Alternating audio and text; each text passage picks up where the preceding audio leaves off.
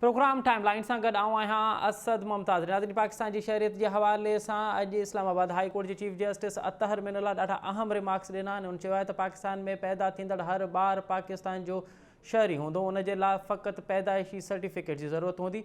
अतहर मिनल्ला पंहिंजे रिमार्क्स में इहो पिणु चयो आहे त अमरीका ऐं कुझु ॿियनि मुल्कनि में पिणु ॿारनि खे पैदाइशी सर्टिफिकेट पैदाइशी शहरियत जेका आहे उहा ॾिनी वेंदी आहे। अफ़गान 24 साल के नौजवान की शहरियत वारो मामलो हो, जैसे अज इस्लामाबाद हाई कोर्ट घरू वज़ारत के जुमे वारे ॾींहुं यानी सुभाणे ताईं उन जा तमाम कानूनी कार्रवाई मुकम्मल करण की हिदायत ॾिनी आहे। हाँ ये जो मामलो है शहरियत वारो मामलो, ये ॾाढो हसास मामलो है। ये इस्लामाबाद हाई कोर्ट जा रिमार्क्स आहिनि उहे केतिरा अहम आहिनि, छाकाणि त सिंध जे अगरि असां पस मंज़र में ॻाल्हि कयूं त सिंध में न सिर्फ़ु अफ़गानी बल्कि बर्मी, बिहारी ऐं केतिरा ई ॿियनि मुल्कनि जा जेके माण्हू आहिनि उहे हिते रहियल आहिनि। त छा हीउ जेको फ़ैसिलो आहे उहो सिंध के हवाले से पिणु इन ते लागू थींदो? इन ते कानूनी नुक़्ता नज़र वठंदासीं। इन असांखे प्रोग्राम में जॉइन कयो आहे मुल्क जो मुमताज़ कानूनदान ऐं अॻूणो एडवोकेट जनरल सिंध जनाब ज़मीर घुमरो साहब। बैरिस्टर साहब, प्रोग्राम में खुश आमदीद सर। महिरबानी, थैंक यू। अच्छा ज़मीर साहब, इहो ॿुधाइजो त पहिरियां त बुनियादी तौर ते पाकिस्तान जी शहरियत लाइ कानून छा थो चवे, कंहिंखे इहा शहरियत ॾिनी वेंदी सर? पाकिस्तान जे शहरियत जो कानून इहो थो चए त शहरियत उन्हनि खे ॾिनी वेंदी जेके हितां जा सिटीज़न्स आहिनि, ऐं स्पाउज़ लाइ जेको आहे सो उहो आहे सेपरेट कैटेगरी। पर बेसिकली उन्हनि जी नेचुरलाइज़ेशन थींदी आहे जेकॾहिं को स्पाउज़ ॿाहिरां शादी करे थो। पर क्वेश्चन इहो आहे त हीउ जेको लॉ आहे शहरियत जो उहो पाकिस्तानी सिटीज़न्स जे बारे में आहे। पंहिंजो पाकिस्तान सिटीज़नशिप एक्ट आहे 1951 जो, उन में रूल्स बि ठहियल आहिनि। त कोर्ट जेको आहे सो सिर्फ़ु उन लॉ खे इंटरप्रीट करे सघे थी। कोर्ट को नओं लॉ कानून नथी ठाहे सघे। कोर्ट बि बाउंड आहे त जेको पार्लियामेंट या प्रोविंशियल असेंबली कानून ठाहिनि उन्हनि जी तशरीह करे। इहो न थी सघंदो त जेको आहे सो तव्हां फलाणो जेको आहे सो अफ़गान शहरी आहे उनखे शहरियत कोन था ॾियो। शहरियत उनखे गवर्नमेंट ॾेई बि कोन थी सघे।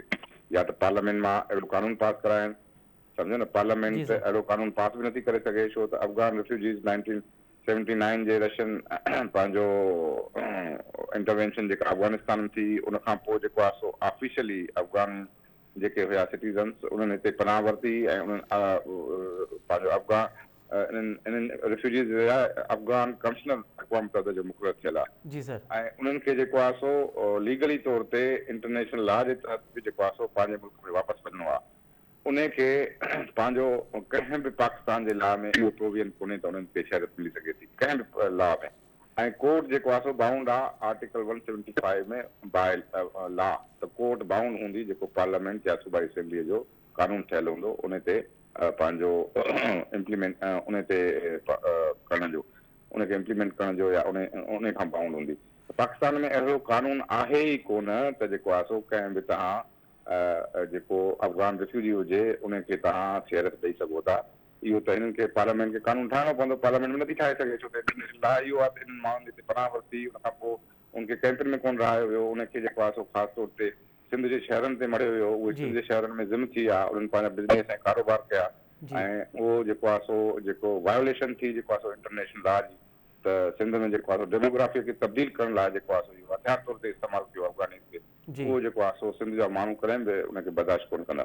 ऐं इहो जेको इंटरप्रिटेशन थिए पई उहा मुंहिंजे ख़्याल में जेके कमेंट्स आहिनि उन्हनि जी का अहमियत कोन्हे का, पर कोर्टूं बि जेको लॉ ठहियल आहे उन ते बाउंड आहिनि त उन लॉ खे फॉलो कनि। अच्छा ज़मीर साहब, पोइ अमां पिया चओ त इहो कोर्ट जो कम ई कोन्हे त कंहिंखे शहरियत ॾियण या न ॾियण वारो मामिलो कोर्ट जो कमु न आहे। इहो पार्लियामेंट जो कमु आहे। पार्लियामेंट खे कानून साज़ी करणी पवंदी हिन बाबति। कोर्ट जो इहो कमु न आहे न त मूंखे या तव्हांखे जेको सिटीज़न कंहिंखे बि नथी ॾेई सघे। कोर्ट जो न आहे। जेकॾहिं मूंखे सिटीज़नशिप जो राइट आहे अंडर द लॉ त कोर्ट में मां वञी सघां थो त मूंखे सिटीज़नशिप लॻा ॾियनि। पर जंहिंखे कोर्ट जंहिंखे राइट ई कोन्हे त उहो त कोर्ट नथो वञी सघे न। त मां जेको आहे हिते ॼाऊं आहियां ऐं उन ते जेसिताईं जेको आहे सो जेको एग्ज़िस्टिंग लॉ आहे उहो त कंहिं बि अफ़गान शहरीअ खे या उन मां ॼमंदड़ कंहिं ॿार सिटीज़नशिप नथो अदा करे न। त कोर्ट जेको आहे सो उनखे अहिड़े नमूने सां पंहिंजो इंटरप्रीट नथी करे सघे त तव्हां हिनखे जेको आहे शहरियत ॾियो। अच्छा ज़मीर साहब सॉरी पंहिंजो कते कलाई माफ़ी। अॼु जेके रिमार्क्स आया आहिनि उन में इहो बि आहे त शहरियत लाइ सिर्फ़ु ॿार जे पैदाइशी सर्टिफिकेट जी ज़रूरत हूंदी। उहो पाकिस्तानी सिटीज़न जो ॿार जेको हुजे, ॿाहिरें माण्हू जो जेको बि आहे उहो ॾिसो हिननि जो स्पेशल स्टेटस आहे अफ़गान रिफ्यूजीज़ जो। उन्हनि खे जेके ॿार ॼमंदा ज़ाहिर 1979 में जेको आहे सो इहो थियो उनखे ॿार ॼाया हूंदा त उहो इंटरनेशनल लॉ जे तहत रेगुलेट थींदो आहे त बाबा उहे अफ़गान जेके शहरी जिन हिते पनाह वरिती ऐं जेके उन्हनि खे या ॿार ॼाया हुआ उन ते पार्लियामेंट कानून साज़ी कोन कई आहे न त उन्हनि जे ॿारनि खे जेको आहे शहरत ॾिनी वञे, को बि ला कोन्हे पाकिस्तान। ज़मीर साहब ही सिर्फ़ मामलो अफ़गानी ॿारनि लाइ न हूंदो न, ही त पोइ ओवरऑल हूंदो न। ला न आहे, उहो अमेरिका जेको आहे उहो ला पास कंदा आहिनि त जेको आहे सो कहिड़े ॿार खे जेको आहे हिते सिटीज़न ला किथे आहे पाकिस्तान में, अहिड़ो को ला पास थियल आहे त अफ़गानी सिटीज़न खे जेको आहे शहरत ॾिनी वञे, को बि ला पास कोन्हे थियल आहे उनजे चाइल्ड खे ॾिनी वञे। अमेरिका में या जेके मिसाल ॾिना था वञनि उहे पंहिंजो ला पास कंदा आहिनि ऐं उहे पंहिंजे जेको आहे सो ऑब्जेक्टिव जेके उते कंडीशन्स हूंदा आहिनि उते उन मुताबिक़ कंदा आहिनि। इहो न कंदा आहिनि त कंहिं बि जेको आहे स्टेट में जेको आहे सो अरिज़ोना स्टेट आहे उन्हनि पंहिंजो ला जेको आहे सो फेडरल गवर्नमेंट न पई ठाहे, उते घणा इमिग्रेंट्स अची विया, उन्हनि अरिज़ोना जे प्रोविंशियल असेंबली पंहिंजो ला ठाहियो, जंहिंखे बाद में जेको आहे सो कोर्ट स्ट्राइक डाउन कयो, उन बुनियाद ते जेको आहे इहो फेडरल सब्जेक्ट आहे। पर कहिड़ो पार्लियामेंट अॼु ॾींहं ताईं को अहिड़ो ला ठाहियो आहे? कोर्ट त बाउंड आहे त ला खे फॉलो करे, पार्लियामेंट जे ठाहियल ला खे फॉलो करे, कोर्ट जो इहो न आहे त नओं ला कोर्ट नथी ठाहे सघे। इहे रिमार्क्स ईंदा आहिनि या इन ला खे जेको आहे ट्विस्ट करे जेको आहे सो ऐं पंहिंजो कंहिं बि माण्हू खे जेको आहे सो इहा नथी ॾेई सघिजे सिटीज़नशिप। पर ज़मीर साहब अगरि अमेरिका जो ज़िक्र कयो आहे त पोइ अमेरिका में ख़ुदि उनजी पार्लियामेंट में अहिड़ा केतिरा ई बिल हिन वक़्त ताईं मौजूदु आहिनि जेके पास कोन थिया आहिनि बल्कि उते पेश कया विया आहिनि त हीअ जेको बर्थ टूरिज़म जे नाले ते बि उन्हनि खे तनक़ीद आहे त इहे ॿियनि मुल्कनि जा माण्हू अचनि था पिया ऐं उते पंहिंजे ॿारनि जी पैदाइश कनि था पिया ऐं पोइ ॿार जेके आहिनि उहे उतां जा शहरी थी वञनि था, उन्हनि खे उहे बर्थ टूरिज़म जे नाले सां चवनि था पिया ऐं उते बि उहो तनक़ीद थिए थी पई त पर हीउ जेको मामिलो आहे उहो त अॼु चीफ जस्टिस अतर मिनल्ला त चवे थो त कंहिं मतिलबु कोई बि ॿार हुजे, कोई उहो त सिर्फ़ु अफ़गानी ॿार न सिटीज़नशिप हूंदो, उहो फॉरेन लॉ खे इंटरप्रीट करे या फॉरेन लॉ जा मिसाल ॾेई पाकिस्तानी लॉ खे तब्दील नथो करे सघे थो न। जेको असां वटि लॉ आहे उहो पाकिस्तानी सिटीज़न जे बारे में आहे, पाकिस्तानी सिटीज़न जे ॿारनि जे बारे में आहे। त अमेरिका या बर्तानिया जो जेको आहे सो उहो ग़लति मिसाल थींदो, ग़लति मिसाल ॾेई तव्हां जेको आहे इहो नथा करे सघो त जीअं त उते ई इहो ला आहे त असां वटि बि हुअणु घुरिजे। बाबा पार्लियामेंट हुन ला ठाहे पोइ पार्लियामेंट में बिल पेश कंदी त उते असांजा बि मेंबर वेठा आहिनि, सभिनी सूबनि जा मेंबर वेठा आहिनि। Pakistan is a federation, Pakistan को यूनिटरी स्टेट न आहे, सम्झो न। उनजे करे उते पार्लियामेंट में पेश कनि त अफ़गानी ॿारनि खे जेको शरत ॾिनी वेंदी त कोर्ट उनखे इंटरप्रीट करे सघे थी। बाक़ी जेकॾहिं ला ई कोन्हे त एग्ज़िस्टिंग ला खे तव्हां जेको आहे ॿाहिरनि मुल्कनि जा मिसाल ॾेई उनखे ईअं इंटरप्रीट नथा करे सघो त हिनखे तव्हां सिटीज़नशिप ॾियो या पंहिंजो तव्हां पंहिंजी जेका राय तव्हांजी पर्सनल आहे उहा मड़े नथा सघो या ला खे तब्दील नथा करे सघो, कोर्टुनि जो इहो कमु न आहे। अच्छा ज़मीर साहब हाणे इहो ॿुधाइजो त हिकिड़ो माण्हू जेको हिन धरती ते पैदा थियो आहे उहो भले माइग्रेशन हुजे पर उन खे 30 साल थी विया आहिनि त हाणे उनखे किथां जो शहरी तस्लीम कयो वेंदो? भाई ॾिसो उहो हिकिड़ो जेको आहे सो फ्लड आई जेको आहे अफ़गान रेफ्यूजीज़ जी सर 1979 में जॾहिं रशियन इंटरफियरेंस थी त हिकिड़ी फ्लड आई ऐं उन्हनि माण्हुनि खे जेको आहे सो प्रॉपर जेको आहे सो कैंपनि में रहणो ऐं उन्हनि माण्हुनि खे वापसि वञिणो ऐं मुख़्तलिफ़ वक़्तनि ते जॾहिं बि अफ़गानिस्तान में गवर्नमेंट ठही स्टेबिलिटी आई त उन्हनि माण्हुनि खे वापसि न मोकिलियो वियो ऐं रीज़न इहो ॾिनो वियो त उते अफ़गानिस्तान जूं कंडीशन सही न आहिनि, अञा ताईं कंडीशन सही न आहिनि 1979 खां वठी। त हाणे गवर्नमेंट उहो पार्लियामेंट फ़ैसिलो करे, छो त हीउ नाज़ुक मामिलो आहे, पार्लियामेंट फ़ैसिलो करे त कहिड़े सूबे ते कहिड़ो ॿार आहे दिस इज़ अ फेडरेशन ऐं उन्हनि माण्हुनि खे जो छा कयो वञे जेके हिते ॿार ॼावा आहिनि त उन्हनि खे जेको आहे सो तव्हां अफ़गानिस्तान में जेको आहे सो वापसि मोकिलण लाइ अफ़गान रेफ्यूजीज़ खे छा कंदव, कहिड़ा स्टेप्स खणंदव? पार्लियामेंट जे जेको आहे सो फ़ैसिलो करण खां सवाइ ला ठाहिण खां सवाइ एग्ज़िस्टिंग जेको ला आहे पाकिस्तानी सिटीज़न जो आहे उनखे ॿाहिरनि मुल्कनि जा मिसाल ॾेई इंटरप्रीट करणु इहो थींदो पाकिस्तान में। इहो पंहिंजो कोर्टुनि जी जेका आहे पंहिंजो जुरिडिक्शन उहा पंहिंजो चैलेंज थींदी रही आहे त बाबा तव्हां एडमिनिस्ट्रेटिव मैटर्स में मुदाख़लत नथा करे सघो जेसिताईं पार्लियामेंट जो ला न आहे, you are bound by the law, सम्झो न। इहे पंहिंजो रिमार्क्स सां त को पंहिंजो नथो थी सघे पर जेसिताईं फ़ैसिलो अचे, पर मुंहिंजे ख्याल में कोर्ट खे इहो अख़्तियार न आहे त को अहिड़ो फ़ैसिलो ॾे ला जे ख़िलाफ़, छो त court is bound to follow the law under article 135 of the constitution, उनखे फॉलो करणो आहे जेको ला आहे। जी जी अच्छा ज़मीर साहब हाणे असां ॻाल्हायूं था शहरी जे हवाले सां पर हिते के इलीगली तौर ते माण्हू जेके रहिया पिया आहिनि ऐं रियासत खे बि ख़बर आहे, इदारनि खे बि ख़बर आहे, अवां बि बहितर ॼाणो था पिया, उनजे ख़िलाफ़ कार्रवाई छो न पई कई वञे? ही त लखनि जी तादाद में आहिनि जेके सिंध जी राजधानी में हिन वक़्तु बि मौजूदु आहिनि, उहे सिर्फ़ु अफ़गानी कोन्हनि, हाणे ॿियनि मुल्कनि जा बि आहिनि, बिर्मी आहिनि, बिहारी आहिनि, ईरानी आहिनि, आख़िर इन्हनि जे ख़िलाफ़ कार्रवाई छो न पई थिए? उहो उन जो रीज़न इहो आहे त फेडरल गवर्नमेंट इन ते सेंसिटिव न आहे छो त उहे कराची में रहनि था ऐं कराची में माण्हू जेके आहे सो उन्हनि ते FIA जेको आहे सो FIA जी जुरिडिक्शन आहे ऐं जेको पंहिंजो सिंध पुलिस आहे उनखे पहिरियों चयो वियो त तव्हां जेको आहे सो पंहिंजो जेके बि लीगल माण्हू रहनि था हाणे सिंध गवर्नमेंट त उन्हनि खे रिपोर्ट नथी करे सघे, फेडरल गवर्नमेंट रिपोर्ट थी करे, सिंध गवर्नमेंट जे करे ओड़े सेंटर ठाहे सघे थी त इलीगल जेके माण्हू हिते रहनि था उनखे जेको आहे सो उन जूं कैंपूं ठाहे उन में रहाए ऐं पोइ FIA खे जेको आहे सो चए त तव्हां जेको आहे उनखे रिपोर्ट कयो। तव्हां ॾिठो आहे कॾहिं को पाकिस्तान मां जहाज जेको डिपोर्ट थी वियो हुजे? बिल्कुलु हालांकि सही, असांजा सिटीज़न्स ॿियनि मुल्कनि में रोज़ डिपोर्ट थी ईंदा आहिनि। बिल्कुलु ही सही, फेडरल गवर्नमेंट जो सब्जेक्ट आहे, उन ते उहा पंहिंजो सेंसिटाइज न आहे ऐं सिंध गवर्नमेंट खे घुरिजे त उनखे टेकअप करणु घुरिजे। It is basically the responsibility of the provincial government to take बिल्कुलु अप सच इश्यूज। बिल्कुलु सही। अच्छा ज़मीर साहब, अरिड़हीं तरमीम खां पोइ त सिंध हुकूमत सूबाई हुकूमतूं त अञा वधीक पावरफुल थियूं आहिनि। अव्हां जे बकौल त उहे त पंहिंजो झंडो बि तयारु करे थियूं सघनि, पंहिंजा ॿिया मामला बि सदा करे पियूं सघनि, त पोइ हिन मामले ते आख़िर सिंध हुकूमत बि ख़ामोश छो आहे? ॾिसो, अरिड़हीं तरमीम ते अमल कोन्हे को, या कॉन्स्टिट्यूशन ते ई अमल कोन्हे को। अरिड़हीं तरमीम त ॻाल्हि परे रही न। हाणे फेडरल गवर्नमेंट जा जेके फेडरेशन में कंहिं में बि अख़्तियारनि जी तक़सीम थींदी आहे सूबनि ऐं वफ़ाक़ी हुकूमत जे विच में। अख़्तियारनि जी जेका तक़सीम आहे कॉन्स्टिट्यूशन में, त फेडरल गवर्नमेंट जा उहे सब्जेक्ट्स आहिनि जेके फेडरल लेजिस्लेटिव लिस्ट पार्ट 1 में आहिनि ऐं उहे 6-7 मिनिस्ट्रीज़ थियनि। हींअर 34 मिनिस्ट्रीज़ ठाहियूं वेठा आहिनि। उन ते केरु कंहिंजो नोटिस आहे? कंहिं अदालत अॼु ॾींहं ताईं नोटिस वरितो आहे? छो त इहो असांजो मामिलो आहे, उन्हनि जो मामिलो न आहे, छो त उन्हनि खे फ़ाइदो आहे। ठीकु आहे न। जी जी। ऐं 2 गवर्नमेंटूं हलाइनि था, माना पंहिंजे सूबे जूं जेको आहे सेंटर जी बि हिकिड़ी सूबे जी गवर्नमेंट आहे ऐं पंहिंजो सूबे जी बि उन्हनि जी गवर्नमेंट आहे। उनखे कहिड़ो मथे में सूर पियो आहे? It's our issue. असांखे टेकअप करणो पवंदो त बाबा हीउ जेको अख़्तियारनि जी तक़सीम आहे, जेको बुनियादु आहे फेडरल गवर्नमेंट जो, उन ते वायोलेशन छो थी थिए? उन जो डिस्प्यूट रेज़ोल्यूशन मैकेनिज़म कहिड़ो आहे? उहा सुप्रीम कोर्ट जी जुरिडिक्शन आहे। उन में सूबा छो नथा वञनि? कॾहिं सूबा विया आहिनि त तव्हां हे खातो छो क़ाइमु कयो आहे? अमेरिका में, इंडिया में या ॿियनि मुल्कनि में जेके फेडरेशन आहिनि, रोज़ जेको आहे सुप्रीम कोर्ट में हलिया वेंदा आहिनि त बाबा हीउ हिननि जो अख़्तियार कोन्हे को, ही तव्हां डिपार्टमेंट छो ठाहियो आहे? बिल्कुलु सही। इहो केरु कंदो? इहो प्रोविंशियल गवर्नमेंट ई टेकअप करे सघे थी, या प्रोविंस जा माण्हू जेके अफेक्ट थींदा उहे करे सघनि। बिल्कुलु सही। वॾी वॾी वॾी महिरबानी ज़मीर घुमरो साहब। अवां तफ़सीली तौर ते क़ानूनी तौर ते असांखे आगाह कयो त हीअ को शहरियत वारो मामिलो आहे। बुनियादी तौर ते हिन में अगरि कानून साज़ी करणी आहे त उहो पार्लियामेंट जो कमु आहे, अदालतुनि जो कमु कोन्हे। अदालत जेके क़ानून आहिनि उनजी इंटरप्रिटेशन फ़क़ति करे पई सघे, पाण सिर्फ़ु को नओं कानून नथी ठाहे सघे। पाकिस्तान जी शहरियत जे हवाले सां, ख़ासि करे ॿारनि जी शहरियत जे हवाले सां, जेके ॿियनि मुल्कनि खां आयल ॿार आहिनि उन्हनि जी शहरियत जे हवाले सां अॼु इस्लामाबाद हाई कोर्ट ॾाढा अहम तरीन रिमार्क्स ॾिना आहिनि। उन चयो आहे त chief justice of Islamabad high court जे चीफ जस्टिस अतर में इन लाइ ॾाढा अहम रिमार्क्स ॾिना आहिनि त पाकिस्तान में पैदा थींदड़ हर ॿार पाकिस्तान जो शहरी हूंदो। उनजे लाइ फ़क़ति ॿार जे पैदाइशी सर्टिफिकेट ज़रूरत हूंदी। ऐं इहो मामिलो जेको आहे उहो 24 सालनि जो जेको अफ़गान नौजवान आहे उनजी शहरियत वारो मामिलो आहे। इहा पिटीशन उनजी हुई, उन ते उन बाबति अॼु चीफ जस्टिस इहे रिमार्क्स ॾिना आहिनि। त हाणे पाकिस्तान में जेको सिंध आहे, ख़ासि करे सिंध सूबे जे इन हवाले सां, हीउ मामिलो सिंध सूबे जे हवाले सां हसास बि आहे, छाकाणि त सिंध में न सिर्फ़ु हज़ारे बल्कि लखनि जी तादाद में परॾेही हिते तरसियल आहिनि। अफ़गान ख़ुदि लखनि जी तादाद में हिते तरसियल आहिनि। ऐं उन्हनि जे ॿारनि खे अगरि हिन कानून तहत उन्हनि खे अगरि शहरियत ॾिनी वेंदी त पोइ असांजी जेके सुजाॻ धुरियूं आहिनि उहे इन मामले खे कीअं थियूं ॾिसनि? छा इन्हनि खे शहरियत वारो मामिलो जेको आहे उहो ईअं ई हुजणु घुरिजे या उन्हनि खे कुझु तहफ़ुज़ात बि आहिनि? इन ते ॻाल्हाईंदासीं। हिन असांखे प्रोग्राम में जॉइन कयो आहे क़ौमी अवामी तहरीक जे सरबराह जनाब अयाज़ लतीफ़ पलियो साहब। पलियो साहब, प्रोग्राम में ख़ुशि आमदीद।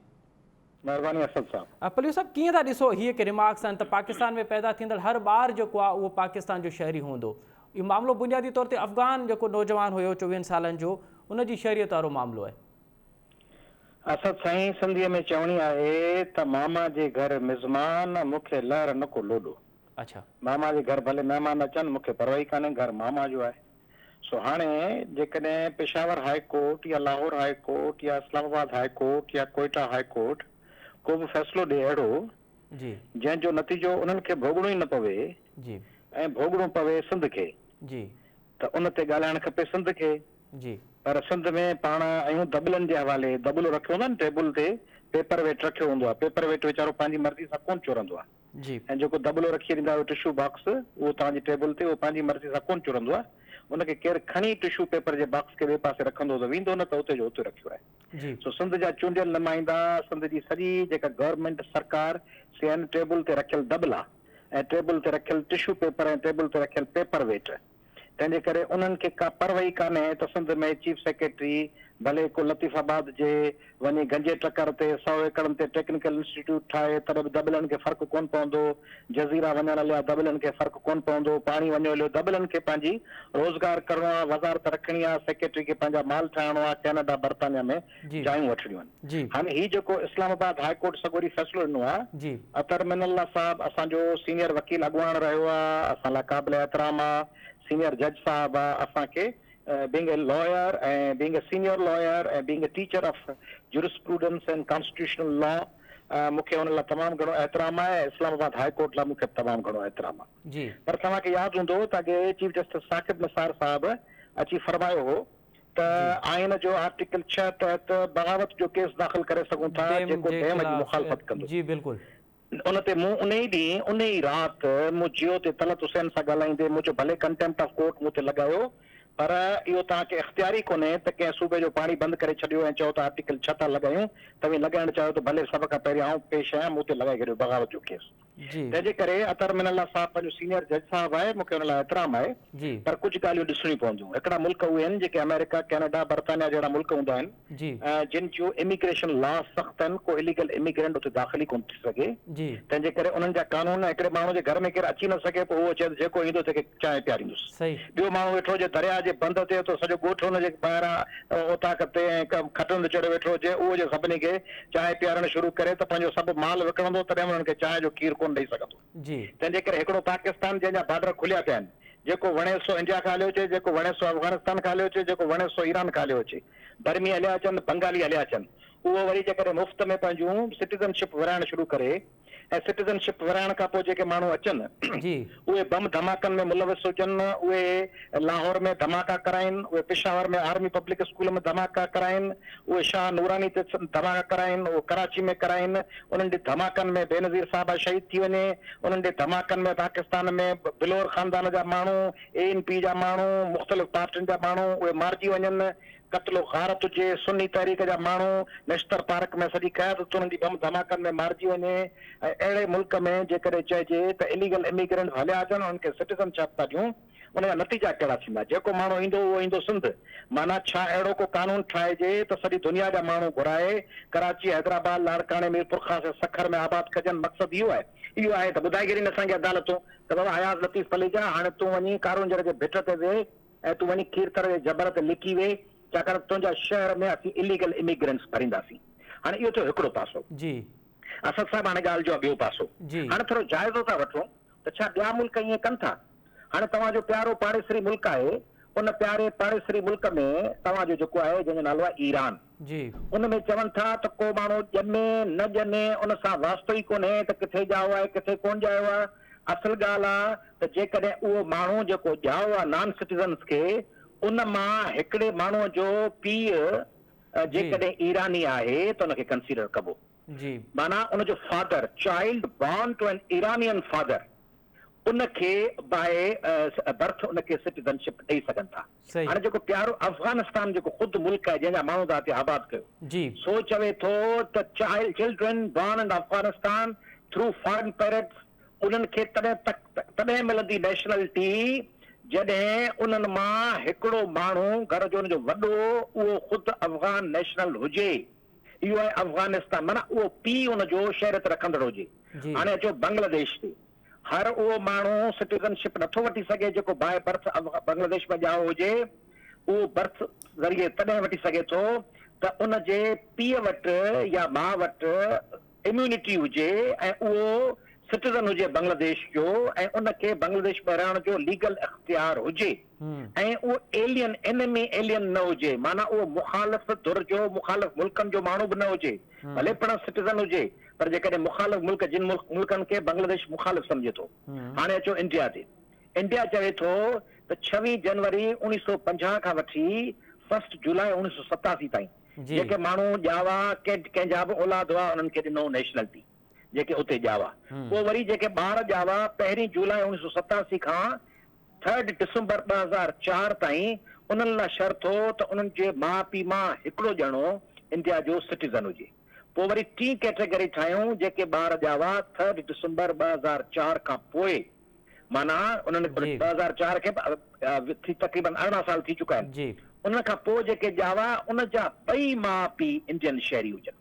2004 खां पहिरीं हिकिड़ो माउ पीउ हुजे ऐं 2004 खां पोइ माउ पीउ ॿई सिटीज़न हुजनि। हाणे आउं न को अमेरिका, ब्राज़ील, जर्मनी जी ॻाल्हि पियो कयां, आउं पियो कयां तव्हांजे टिनी चइनी पासे जेके मुल्क आहिनि, ईरान, अफ़गानिस्तान, बांग्लादेश, भारत, त ही मुल्क जिते सभ खां भारत में कोन पिया अचनि अफ़गानी एतिरा, बांग्लादेश परे आहे, अफ़गानिस्तान सां बॉर्डर कोन थो मिलेसि। पर आया साहब कते कलाई माफ़ान उहो ॿार जेको अफ़गान वार में हिते आयो आहे या कंहिं ॿिए मुल्क मां आयो आहे माइग्रेशन करे, उनखे 20 साल थी विया आहिनि, 30 साल थी विया आहिनि, ऐं उहो उन मुल्क में वापसि बि नथो वञी सघे, त पोइ उनजे लाइ छा हल हूंदो?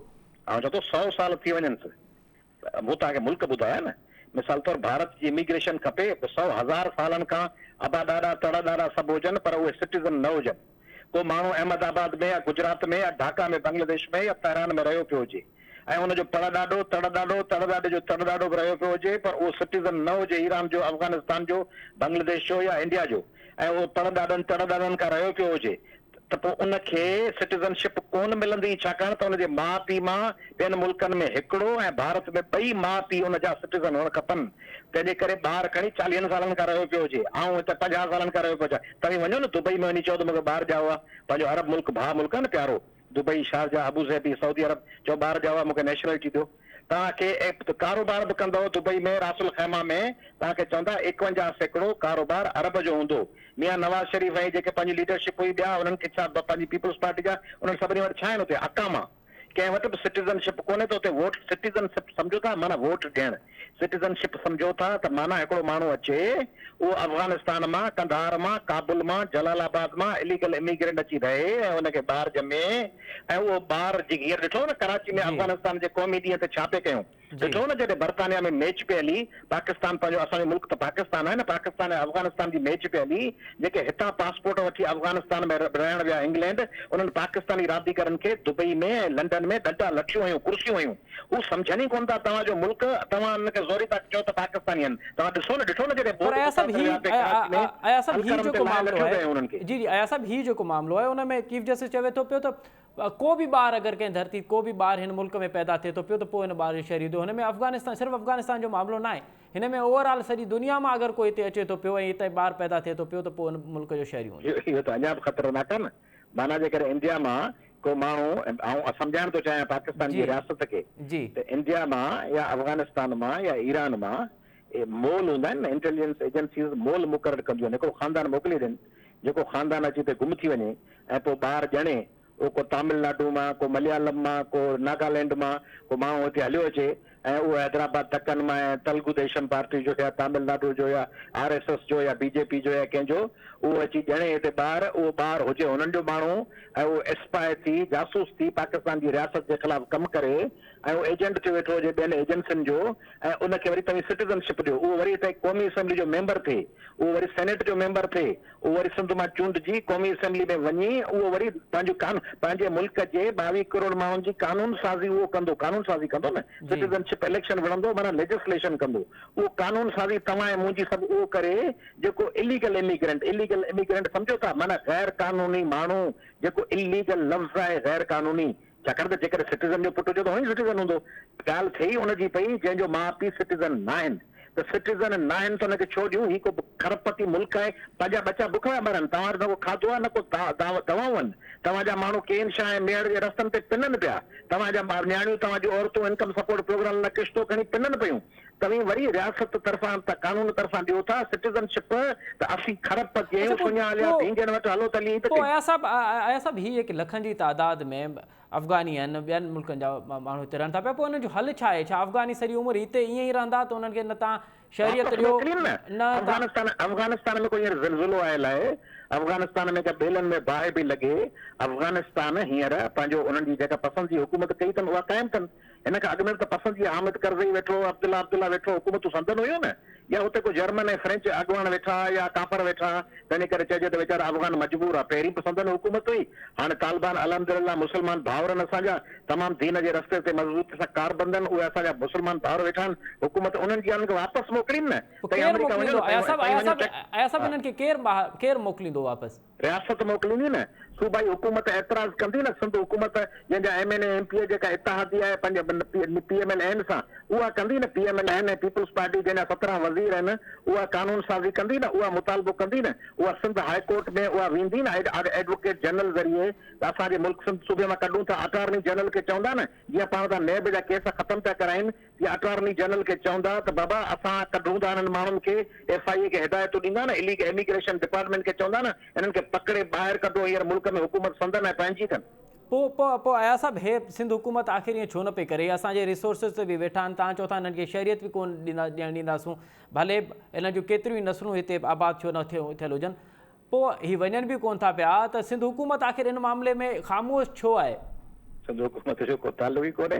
मूं तव्हांखे शुरू में चयो सिंध हुकूमत लाइ पहिरीं गाॾी ते रखियल कबाब हुयो, उहो कबाब खपाइणो आहे डबल रोटी सां, फर्स्ट क्लास चटणी सां ॾियणो आहे, ऐं 40 रुपया हुन कबाब डबल रोटी जा वठिणा आहिनि, खीसे में विझणा आहिनि, सभु टपड़ खपाइणा आहिनि, तव्हांजी तस्वीरूं तव्हांखे पिनंदड़ ॿार ॾेखारे आलमी इमदाद वठणी आहे, हुन मां ठठ करणा आहिनि, ख़ैर रुपया कमाइणा आहिनि, महल वठणा आहिनि। जर्मनी में मूंखे मिलंदा आहिनि MN MPS कंहिं शादी में, पोइ वज़ीर पोइ पाण में कचहरी था कंदा आहिनि, पोइ कंहिं कुंड ते आऊं वीचारो फ़क़ीर वेठो हूंदो आहियां, पोइ को पियो चवंदो आहे मूं इटली में महल वरितो आहे, को चवंदो आहे फ्लोरेंस खां अॻिते आहे, को चवंदो आहे वेनिस खां अॻु में मुंहिंजी जाइ आहे, को चवंदो आहे मैड्रिड जे ॿाहिरां मूं वरितो आहे प्लाज़ा। जी जी जी अया साहब इन करे हिन ॿुधो आउं तव्हांखे नंढड़ी ॻाल्हि थो जी, कयां, आउं चवां थो हुकूमत खे छॾियो त पार्लियामेंट खे छॾियो, ही जेको तव्हां सां ही फ़क़ीर वेठो ॻाल्हाए न अयाज़ लतीफ़ अली जो, कंहिं MN MP सेनेटर खां पुछोसि त कानून जी ख़बर अथसि? अया साहब अवां ख़ुदि बि कानूनदान आहियो, अवां मामलो इनखे ॾिसो पिया त भला अदालत जो इहो कमु आहे त उहो शहरियत ॾे या शहरियत जे हवाले सां के हुकुम जारी करे, इहो पार्लियामेंट जो कमु? असर जानी मुंहिंजी ॻाल्हि त ॿुधो न,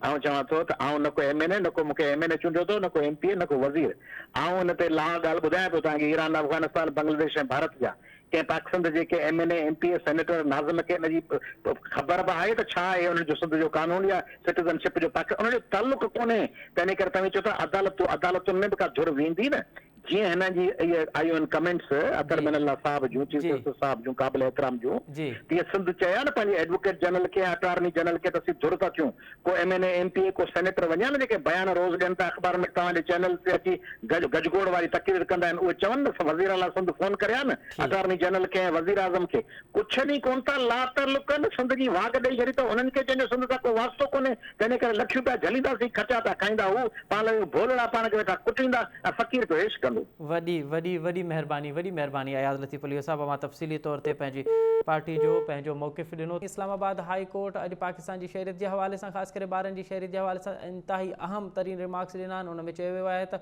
पाकिस्तान में पैदा थींदड़ ॿार पाकिस्तान जो शहरी हूंदा। हाणे बुनियादी तौर ते मामिलो इहो आहे त 24 सालनि जो अफ़गान नौजवान उहो लाहौर इस्लामाबाद हाई कोर्ट में वियो ऐं उन चयो त मूंखे पाकिस्तान जी शहरियत ॾिनी वञे, मुंहिंजी पैदाइश हितां जी आहे ऐं उनखां पोइ हीउ मामिलो इहो जुड़ियो आहे। हाणे इन खां अॻु में असां क़ौमी अवामी तहरीक सरबराह अयाज़ लतीफ़ अली जो मौक़िफ़ अवां ताईं ॿुधायोसीं, उन खां अॻु में बैरिस्टर ज़मीर घुमरो खे जो उन जेको कानूनी नुक़्ते नज़र आहे उनखां वरितोसीं।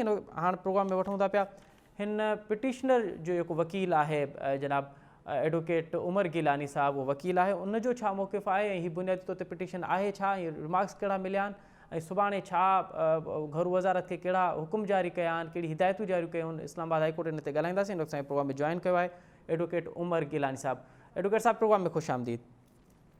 जी बहुत शुक्रिया, आपने अपने प्रोग्राम में बुलाया। अच्छा एडवोकेट साहब, बुनियादी तौर पे ये मामला है क्या ये और इस्लामाबाद हाई कोर्ट ने, जब आप पिटिशनर के वकील हैं, क्या हुक्म जारी किए हैं आज? पहले तो मैं ये वाज़ेह कर दूं कि ये मुकदमा अभी ज़ेर समाअत है और आज अदालत ने कुछ अहम रिमार्क्स दिए हैं, लेकिन कोई हतमी फैसला इस वक्त नहीं है।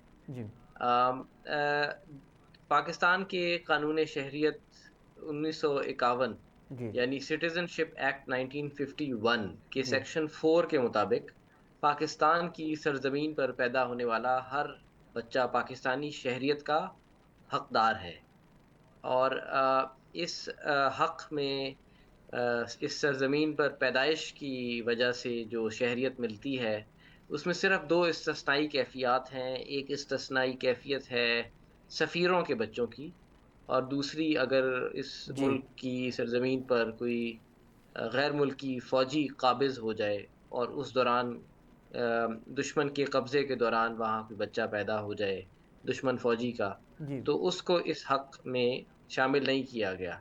लेकिन इसके अलावा पाकिस्तान की सरजमीन पर पैदा होने वाले तमाम बच्चों को हमारा कानून शहरियत का हक़ देता है, और इसमें पाकिस्तान में रिहाइश पजीर मुहाजिरीन के बच्चे भी शामिल हैं। ये कानून 1951 से मौजूद है। इस मुल्क के फाउंडिंग फादर्स बानियान ने ये कानून बनाया था, और दुनिया के दीगर ममालिक मसलन अमेरिका में भी ये कानून आज तक मौजूद है। लेकिन इस कानून पर अमल दरामद नहीं हो रहा था और नहीं हो रहा, जिसके नतीजे में बहुत से लोग पाकिस्तान में पैदाइश से लेकर साल हर साल कई दहाइयों तक तीसरे परले दर्जे की शहरी की ज़िंदगी गुजारते हैं, बल्कि उनको हम शहरी नहीं मानते हैं, उनको तो हम कोई और नाम दे देते हैं। جی یہ مقدمہ بھی ایک ایسے ہی شخص کا ہے جو پاکستان میں پیدا ہوا اور پاکستان ہی میں 24 سال سے زندگی گزار رہا ہے، تعلیمی مراحل بھی یہیں گزارے اور پھر یہاں پر اپنی محنت مزدوری سے زندگی اچھا گیلانی کرتا صاحب ہے۔ قطع کلامی معاف، گیلانی صاحب قطع کلامی معاف، آپ جس شہریت کے قانون کا ذکر کر رہے ہیں، ہم نے تھوڑی دیر پہلے ہی بیرسٹر ضمیر گھمرو صاحب کو پروگرام میں لیا تھا، ان کا یہ کہنا ہے کہ یہ جو شہریت کا قانون ہے یہ صرف پاکستانی شہریوں کے لیے ہے، یہ جو فارینرز ہیں ان کے لیے نہیں ہے، جو ایلیگل طور پہ یہاں آ کے رہے ہیں ان کے لیے یہ قانون نہیں ہے۔ بیرسٹر ضمیر گھمرو صاحب ہمارے لیے معتبر ہیں، لیکن جو بات وہ اگر انہوں نے آپ کو کہی ہے تو وہ غلط کہی ہے۔ پاکستان کے سٹیزن شپ ایکٹ کے سیکشن 4 میں بڑا واضح طور پر یہ لکھا گیا ہے کہ جو بچہ پاکستان کی سرزمین پر پیدا ہوگا، چاہے وہ پاکستانی شہری کا بچہ ہو یا فارنر کا ہو یا مہاجر کا ہو، وہ پاکستانی شہریت کا حقدار ہے۔ اور آپ یہی قانون امریکہ میں ہے تو آپ پریزیڈنٹ باراک حسین اوباما کی مثال لے لیں جی کہ ان کے والد امریکی شہری نہیں تھے، لیکن چونکہ وہ امریکی سرزمین پر پیدا ہوئے تھے، وہ امریکہ کے شہری قرار پائے اور پھر انہوں نے ساری عمر اس ملک کی خدمت کی۔ اور ہمارا قانون بھی یہی کہتا ہے اور ہماری استدعا یہی ہے کہ جو بچے اس ملک میں پیدا ہوئے ہیں، اس دھرتی کے بچے ہیں وہ، اور انہوں نے ساری عمر یہاں گزاری ہے، ان کو ایک پرلے درجے کی انسانیت پہ ٹریٹ کرنے کی بجائے ان کو وہ قانونی حق دیا جائے جو ہمارا قانون اور آئین دیتا ہے۔ اور اس حوالے سے جو ان کے والدین تھے یا ان کے دادا اور پردادے تھے وہ تو مہاجر تھے، لیکن یہ تو شہری ہیں اور اس حوالے سے قانون واضح ہے۔ تو یہ جو اسلام آباد ہائی کورٹ ہے انہوں نے آج کیا حکم جاری کیے ہیں، کیا ہدایت جاری کی ہیں ہوم منسٹری کو؟ اسلام آباد ہائی کورٹ میں یہ مقدمہ ابھی زیر سماعت ہے اور کوئی حتمی ہدایت یا کوئی فیصلہ نہیں ہوا، لیکن آج عدالت نے جو ریمارکس دیے وہ اسی حوالے سے تھے کہ اگر ایک شخص کا پاکستان میں پیدا ہونا ثابت ہو تو پھر نادرا اس کو شناختی کارڈ کو چاہیے کہ شناختی کارڈ دے دے۔ قانون یہی کہتا ہے، اور قانون پر عمل درآمد ہونا چاہیے تمام لوگوں کے لیے یکساں طور پر۔ تو عدالت نے 7 دن کی مہلت دی ہے نادرا اور منسٹری آف انٹیریئر کو کہ وہ اس حوالے سے قانون پر عمل درآمد کرتے ہوئے کوئی فیصلہ کریں اور رپورٹ عدالت میں جمع کرائیں۔ اچھا یہ جو عدالت نے کہا ہے کہ پاکستان میں جو بھی شہری ہوگا وہ صرف افغان پناہ گیروں کے لیے پھر نہیں ہے، پھر جو افغان مہاجرین ہیں ان کے لیے نہیں ہے، پھر وہ جو بھی پاکستان میں بچہ پیدا ہوگا پھر وہ جی بالکل۔ اگر کوئی خاندان آتا ہے یا ایک ہفتہ رہتا ہے اور اس ایک ہفتے کے دوران ان کی اگر کوئی بچہ پیدا ہوتا ہے تو اس کو بھی پھر پاکستان کا شہری سمجھا جائے گا؟ یہ ایک تصوراتی آپ کیس پیش کر رہے ہیں۔ میرا نہیں خیال کہ پاکستان ایک ایسا ملک ہے جس میں پوری دنیا سے لوگ آ کر اس کی شہریت مانگنے کی کوشش کریں گے، لیکن جو لوگ واقعی پاکستان میں پیدا ہوئے ہیں ان کو ہمارا قانون اور آئین یہ حق دیتا ہے، تو ہم ان سے کیسے چھین سکتے ہیں؟ لیکن عمر صاحب یہ آپ کو بخوبی آپ جانتے ہوں گے کہ پاکستان کا ایک صوبہ سندھ ہے اور سندھ میں جو کراچی اس کی کیپٹل ہے وہاں پہ لاکھوں کی تعداد میں اس وقت بھی ایلیگل طور پہ امیگرینٹس یہاں موجود ہیں، پھر وہ لاکھوں افغانی موجود ہیں، ایرانی موجود ہیں، برمی، بنگالی اور دنیا بھر سے آئے ہوئے لوگ یہاں پہ موجود ہیں جو ایلیگلی طور پہ یہاں پہ رہتے ہیں۔ پھر ان کے جو بچے ہوں گے تو یہاں کے جو رہنے والے صوبے کے جو شہری ہیں وہ سمجھتے ہیں کہ پھر ان کی ڈیموگرافی پہ اثر ہوگا، پھر وہ اقلیت میں تبدیل ہو کے جائیں گے۔ اگر لاکھوں کی تعداد میں ان لوگوں کو اگر شہریت دی جائے گی تو پھر وہ اپنی ہی دھرتی پہ اقلیت میں تبدیل ہو جائیں گے، یہ ان کے خلاف، وہ سمجھتے ہیں کہ ان کے خلاف ایک سازش ہو رہی ہے۔ تو آپ نہیں سمجھتے کہ یہ معاملہ بڑا حساس ہے، شہریت کا معاملہ اتنا آسان نہیں ہے؟ دیکھیں، شہریت کے حوالے سے ہمارا جو ایک وکلاء اور عدالت کا جو رول ہے وہ تو اتنا ہی ہے کہ جو قانون کتابوں میں لکھا ہے اس کو یکساں سب لوگوں پر اس کا لاگو کیا جائے۔ لیکن یہ قانون کیا ہونا چاہیے اس پر بحث پارلیمان بھی کرنے کی مجاز ہے اور آپ بھی کر سکتے ہیں، لیکن میں اس قانون کے حوالے سے کوئی طویل بحث تو نہیں کروں گا۔ میں تو صرف یہ بحث کر رہا ہوں کہ جو قانون موجود ہے اس کا اطلاق آپ طاقتور کے حق میں کر دیں اور جو کمزور طبقات ہیں ان کو اس کا لکھے ہوئے قانون میں ان کا جو حق ہے وہ نہ دیں، یہ نہیں ہو سکتا۔ تو ہمارا مقدمہ قانون تک ہے جو جی اس وقت موجود ہے ملک میں، جی مستقبل میں کیا قانون ہونا چاہیے اس حوالے سے مختلف لوگوں کی مختلف آراء ہو سکتی ہیں، تو میں اس بارے میں کوئی زیادہ لمبی بات نہیں کروں گا، اتنا عرض کروں گا کہ دیکھیں اگر یہ لوگ پاکستان میں مقیم ہیں جی سال ہا سال سے، جی تو ان کو شہریت دینے سے جس علاقے میں یہ رہتے ہیں وہاں کی معیشت پر مثبت اثر پڑے گا، انویسٹمنٹ کے مواقع ملک میں بڑھیں گے، چونکہ جو لوگ یہاں رہتے ہیں اگر وہ اللیگل سے لیگل ہو جاتے ہیں تو وہ اپنا تمام جو سرمایہ ہے وہ اس ملک میں محفوظ یہ یہ سمجھیں گے یہ ایک سائیڈ اور تو آپ یہاں ایک پر سائیڈ تو عمر صاحب یہ ایک سائیڈ آپ بتا رہے ہیں، دوسری سائیڈ یہ ہے کہ وہاں پہ جو لاکھوں جو ہزاروں سالوں سے یہاں پہ لوگ آباد ہیں، جو انڈیجینس لوگ ہیں، وہ یہ سمجھ رہے ہیں کہ اگر جس طرح سے کراچی میں ہم دیکھ رہے ہیں کہ جو انڈیجینس لوگ ہیں وہ اب اقلیت میں تبدیل ہو چکے ہیں، دنیا بھر سے آئے ہوئے لوگ اب کراچی میں رہتے ہیں، اور پھر ہم دیکھ رہے ہیں کہ وہ ان کی نہ فقط وہ یہاں کے ریسورسز استعمال کر رہے ہیں بلکہ وہ پارلیمنٹ میں بھی موجود ہیں، وہ حق حکمرانی بھی حاصل کر چکے ہیں، تو جو انڈیجینس لوگ ہیں وہ حق حکمرانی سے بھی اب محروم ہو چکے ہیں۔ پہلے ہی یہاں پہ ایک حساس معاملہ ہے یہ، اور اگر یہ معاملہ ہوگا تو پھر یہ اور اس کی حساسیت بڑھے گی، اور پھر اس کے ظاہر اثر پھر فیڈریشن پہ پڑیں گے۔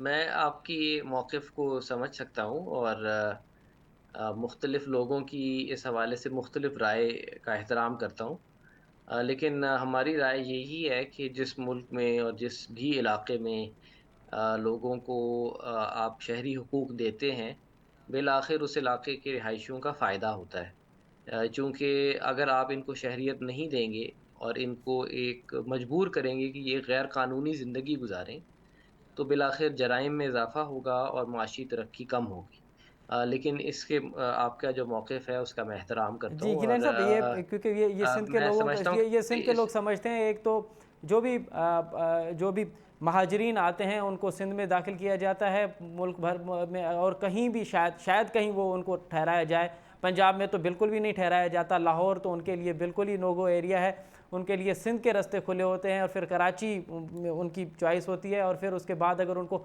شہریت کا درجہ دیا جائے تو یہ بڑا حساس معاملہ ہے، اور سندھ کے لوگوں کو اس پہ حوالے سے تحفظ ہے۔ اب دیکھنا یہ ہے کہ عدالت کیا حکم دیتی ہے اور پھر اس کے اثرات سندھ پہ اور دیگر صوبوں پہ کیا ہوں گے۔ بہت شکریہ عمر گیلانی صاحب، آپ نے ہمیں اپنے کیس کے حوالے سے آگاہ کیا۔ اب دیکھنا یہ ہے کہ عدالت اس حوالے سے کیا حکم دیتی۔ ناظرین، وہاں پٹیشنر جو وکیل جو موقف بدو ایاز لطیف پلی جو قومی عوامی تحریک جو سربراہ ہے، قوم پرستن جو موقف وہاں بدو، ان سے گھر اساں بیرسٹر ضمیر گھمرو جو موقف وہاں بدائی سی، ہاں ॾिसणो इहो आहे त عدالت इन حوالے सां कहिड़ो हुकुम जारी थी करे। हिन वक़्त ताईं फ़क़ति अदालत पंहिंजा रिमार्क्स ॾिना आहिनि। रिमार्क्स में अॼु अतर में जेको chief justice Islamabad high court आहे उन इहे रिमार्क्स ॾिना आहिनि त पाकिस्तान में पैदा थींदड़ हर शहरी खे, हर ॿार खे पाकिस्तान जी शहरियत ॾिनी वेंदी, उहो पाकिस्तान जो शहरी हूंदो।